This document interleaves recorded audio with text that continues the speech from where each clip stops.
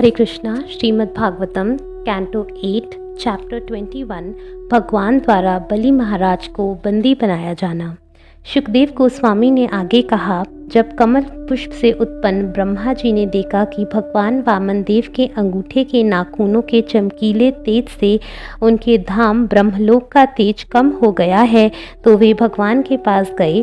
ब्रह्मा जी के साथ मारीचि इत्यादि ऋषि तथा सनंदन जैसे योगी जन थे, किंतु हे राजन, उस तेज के समक्ष ब्रह्मा तथा उनके पार्षद भी नगण्य प्रतीत हो रहे थे।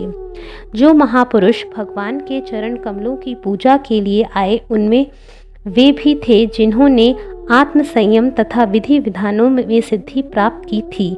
साथ ही वे जो तर्क, इतिहास, सामान्य शिक्षा तथा कल्प नामक प्राचीन ऐतिहासिक घटनाओं से संबंधित वैदिक वाङ्मय में दक्ष थे। अन्य लोग ब्रह्म संहिताओं जैसे वैदिक उपविषयों, वेदों के अन्य ज्ञान तथा वेदांगों, आयुर्वेद, धनुर्वेद इत्यादि में पटु थे। अन्य ऐसे थे जिन्होंने योगाभ्यास से जागृत दिव्य ज्ञान के द्वारा कर्म फलों से अपने को मुक्त कर लिया था। कुछ ऐसे भी थे जिन्होंने सामान्य कर्म से नहीं प्रत्युत उच्च वैदिक ज्ञान द्वारा ब्रह्मलोक में निवास स्थान प्राप्त किया था। जल तर्पण द्वारा भगवान के ऊपर उठे चरण कमलों की भक्ति पूर्वक पूजा कर लेने के बाद भगवान विष्णु की नाभि से निकले कमल से उत्पन्न ब्रह्मा जी ने भगवान की स्तुति की। हे राजन, ब्रह्मा के कमंडल से निकला जल अद्भुत कार्यों को करने वाले उरुक्रम भगवान वामन देव के चरण कमलों को धोने लगा। इस प्रकार यह जल इतना शुद्ध हो गया कि गंगा जल में परिणत होकर आकाश से नीचे बहता हुआ तीनों लोकों को शुद्ध करने लगा, मानो भगवान का विमल यश हो। ब्रह्मा जी तथा विभिन्न लोकों के समस्त प्रधान देवता अपने उन परम स्वामी भगवान वामन देव की पूजा करने लगे, जिन्होंने सर्वत्र व्यापक रूप को छोटा करके अपना आदि रूप ग्रहण कर लिया था। उन्होंने पूजा की सारी सामग्री एकत्रित की। उन्होंने सुगंधित पुष्प, जल, पाद्य तथा अर्घ्य, चंदन तथा अगरू के लेप, धूप, दीप, लावा, अक्षत, फल, मूल तथा अंकुरों से भगवान की पूजा की। ऐसा करते समय उन्होंने भगवान के यशस्वी कार्यों को सूचित करने वाली स्तुतियाँ की और जय जयकार किया। इस तरह भगवान की पूजा करते हुए उन्होंने नृत्य किया, वाद्य यंत्र बजाए, गाया और शंख और दुग्धियाँ बजाई। रीछों के राजा जाम्बवान भी उस उत्सव में सम्मिलित हो गए। उन्होंने बिगुल बजाकर सारी दिशाओं में भगवान वामन देव की विजय का महोत्सव घोषित कर दिया। जब बलि महाराज ने असुर अनुयायियों ने देखा कि उनके स्वामी ने, जिन्होंने यज्ञ संपन्न करने का संकल्प कर रखा था, वामन देव द्वारा 3 पग भूमि मांगे जाने के बहाने सब कुछ गवा दिया है, तो वे अत्यधिक क्रुद्ध हुए और इस प्रकार बोले, यह वामन निश्चित रूप से ब्राह्मण ना होकर ठगराज भगवान विष्णु है। उसने ब्राह्मण का रूप धारण करके अपने असली रूप को छिपा लिया है और इस तरह यह देवताओं के हित के लिए कार्य कर रहा है। हमारे स्वामी बलि महाराज यज्ञ करने की स्थिति में होने के कारण दंड देने की अपनी शक्ति त्याग बैठे हैं। इसका लाभ उठाकर हमारे शाश्वत शत्रु विष्णु ने ब्रह्मचारी भिखारी के वेश में उनका सर्वस्व छीन लिया है। हमारे स्वामी बलि महाराज सदैव सत्य पर दृढ़ रहते हैं और उस समय तो विशेष रूप से, क्योंकि उन्हें यज्ञ करने के लिए दीक्षा दी गई है। वे ब्राह्मणों के प्रति सदैव दयालु तथा सदैव रहते हैं और वे कभी भी झूठ नहीं बोल सकते। अतएव इस वामन देव भगवान विष्णु को मार डालना हमारा कर्तव्य है। यह हमारा धर्म है और अपने स्वामी की सेवा करने का तरीका है। इस निर्णय के बाद महाराज बलि के असुर अनुयायियों ने वामन देव को मारने के उद्देश्य से अपने अपने हथियार उठा लिए। हे राजन, असुरों का सामान्य क्रोध भड़क उठा। उन्होंने अपने अपने भाले तथा त्रिशूल अपने हाथों में ले लिए और बलि महाराज की इच्छा के विरुद्ध वे वामन देव को मारने के लिए आगे बढ़े चले गए।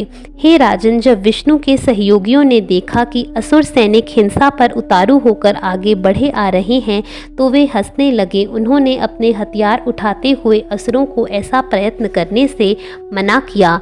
नंद, सुनंद, जय, विजय, प्रबल, बल, मुकुद, कुमुदाक्ष, विश्वक्सेन, पतिर्वा, गरुड़, जयंत, श्रुतदेव, पुष्पदंत तथा सात्व, ये सभी भगवान विष्णु के संगी थे।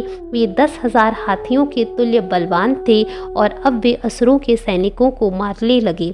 जब बलि महाराज ने देखा कि उनके अपने सैनिक भगवान विष्णु के अनुचरों द्वारा मारे जा रहे हैं, तो उन्होंने शुक्राचार्य का शाप याद आया और उन्होंने अपने सैनिकों को युद्ध जारी रखने से मना कर दिया। हे विप्रचित, हे राहु, हे नेमि, जरा मेरी बात तो सुनो। तुम लोग मत लड़ो, तुरंत रुक जाओ, क्योंकि यह समय हमारे लिए अनुकूल नहीं है। हे दैत्यों, कोई भी व्यक्ति मानवीय प्रयासों से उन भगवान को परास्त नहीं कर सकता जो समस्त जीवों को सुख तथा दुख देने वाले हैं। परम काल जो भगवान का प्रतिनिधित्व करता है और जो पहले हमारे अनुकूल और देवताओं के प्रतिकूल था, वही काल अब हमारे विरुद्ध है। कोई भी व्यक्ति भौतिक बल, मंत्रियों की सलाह, बुद्धि, राजनय, किला, मंत्र, औषधि, जड़ी बूटी या अन्य किसी उपाय से भगवान स्वरूप काल को परास्त नहीं कर सकता। पहले तुम सब ने भाग्य द्वारा शक्ति प्राप्त करके भगवान विष्णु के ऐसे अनेक अनुयायियों को परास्त किया था, किंतु आज वे ही अनुयायी हमें परास्त करके शेरों की तरह उल्लास से दहाड़ रहे हैं। जब तक भाग्य हमारे अनुकूल ना हो, तब तक हम विजय प्राप्त नहीं कर सकेंगे। अतएव हमें उस अनुकूल समय की प्रतीक्षा करनी चाहिए जो हम उन्हें पराजित कर सकेंगे। शुकदेव गोस्वामी ने आगे कहा, हे राजन, अपने स्वामी बलि महाराज के आदेश के अनुसार दैत्यों तथा दानवों के सारे सेनापति ब्रह्मांड के निचले भागों में प्रविष्ट हुए, जहां उन्हें विष्णु के सैनिकों ने खदेड़ दिया था। तत्पश्चात यज्ञ समाप्त हो जाने के बाद सोमपान के दिन पक्षीराज गरुड़ ने अपने स्वामी की इच्छा जानकर बलि महाराज को वरुण पाश से बंदी बना लिया। जब बलि महाराज परम शक्तिशाली भगवान विष्णु द्वारा इस प्रकार बंदी बना लिए गए, तो ब्रह्मांड के अधो तथा ऊर्ध्व लोकों की समस्त दिशाओं में शोक से हाहाकार मच गया। हे राजन, जब भगवान वामन देव अत्यंत उदार एवं सुविख्यात बलि महाराज से बोले, जिन्हें उन्होंने वरुण पाश में बंदी बनवा लिया था, यद्यपि बलि महाराज के शरीर की सारी कांति जा चुकी थी, तो भी वे अपने निर्णय पर अटल थे। हे असुरराज, तुमने मुझे 3 पग भूमि देने का वचन दिया है, किंतु मैंने तो 2 ही पग में सारा ब्रह्मांड घेर लिया है। अब बताओ कि मैं अपना तीसरा पग कहाँ रखूं? जहाँ तक सूर्य तथा तारों सहित चंद्रमा चमक रहे हैं और जहाँ तक बादल वर्षा करते हैं, वहाँ तक ब्रह्मांड की सारी भूमि आपके अधिकार में है। इनमें से मैंने एक पग से भूलोक को अपना बना लिया है और अपने शरीर से मैंने सारा आकाश तथा सारी दिशाएं अपनी अधिकार में ले ली हैं। तुम्हारी उपस्थिति में ही मैंने अपने दूसरे पग से उच्च स्वर्गलोक को अपना लिया है। चूँकि तुम अपने वचन के अनुसार दान देने में असमर्थ रहे हो, अतएव नियम कहता है कि तुम नरकलोक में रहने के लिए चले जाओ। इसलिए अपने गुरु शुक्राचार्य के आदेश से अब तुम नीचे जाओ और वहाँ रहो।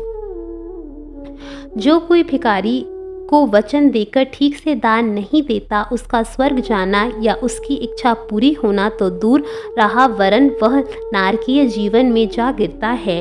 अपने वैभव पर वृथा गर्वित होकर तुमने मुझे भूमि देने का वचन दिया, किंतु तुम अपना वचन पूरा नहीं कर पाए। अतएव अब तुम्हारे वचन वादे झूठे हो जाने के कारण तुम्हें कुछ वर्षों तक नारकीय जीवन बिताना होगा। हरे कृष्णा।